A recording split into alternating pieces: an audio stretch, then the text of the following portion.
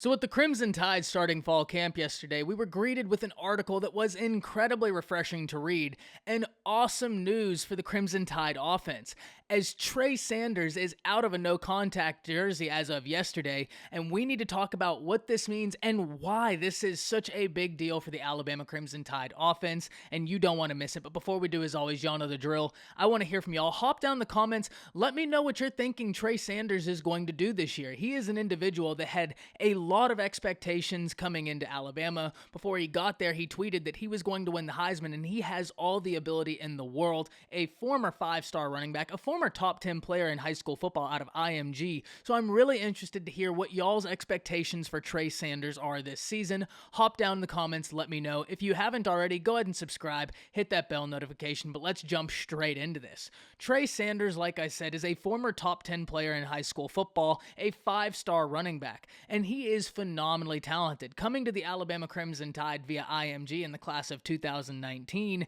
he has so much depth to his game. He is an individual that at IMG was doing punt returns, kick returns, and is very proficient catching the ball out the backfield. Now, unfortunately for Trey Sanders, his first 2 years at the Crimson Tide have been marred by freak injuries, a leg break year one, and then a car accident last year.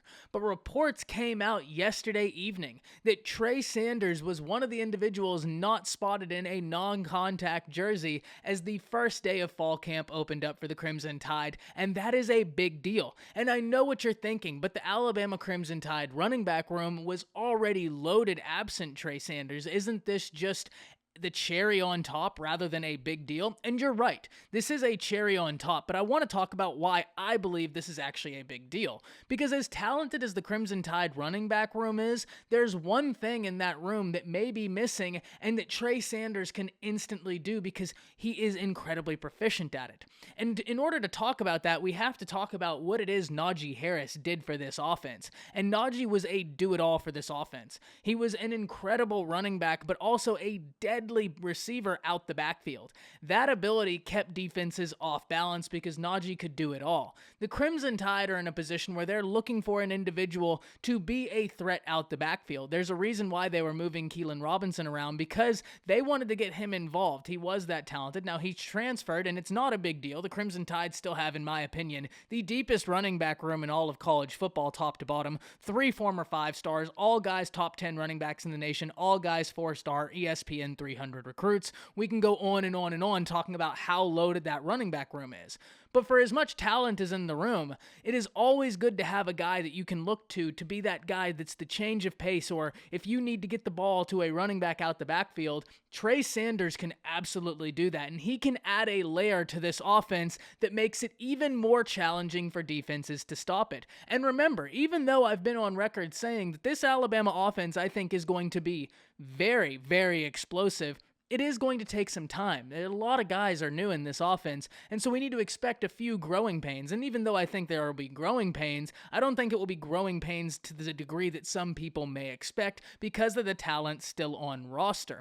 But having a guy such as Trey Sanders for a new quarterback would be unbelievably helpful. For Bryce Young, if he ever gets in a bad situation, knowing that he has a running back that if he gets it in his hands out the backfield, he can make something happen is only going to be a confidence boost. And you couple that with the incredibly talented tight ends that Alabama has, I think that this offense has just added another layer of deadliness because Trey Sanders coming back. Now, if he can come back and be that Trey Sanders we expect him to be based on his talent, the Alabama offense just got much more explosive because they are now able to do a lot of things fluidly. And that's not to say that the other running backs couldn't do it, but each of these running backs has a bit of a stylistic difference. And a name that I pointed out in that last video talking about the running backs for the Crimson Tide was Kamar Wheaton, and we still need to see where Kamar Wheaton goes. Fall camp just opened up, but he is an absolute blazer. But this is phenomenal news, not only for Trey Sanders, because as Tide fans, we all want this kid to get healthy so that he can show college football and NFL scouts how talented he is. But this is also great news for what it allows the Tide offense to continue doing, getting the ball to a running back out the backfield to allow for a defense to keep off balanced. And that is only magnified in what you're able to do when you look at the tight ends Alabama has and how you're going to be able to confuse defenses in moving those guys around. You have got a lot of of dynamic playmakers on that Alabama offense, and Trey Sanders coming back is a big deal because he only adds to another incredibly dynamic playmaker in that offense. The Alabama offense is going to be incredibly exciting, and I cannot wait to hear from y'all. Hop down in the comments, let me know what you're thinking about this, because I, for one, cannot wait to see Trey Sanders put together a full year healthy, because I think that the sky is the limit for this young man. Let me know what y'all are thinking. That's it. See ya.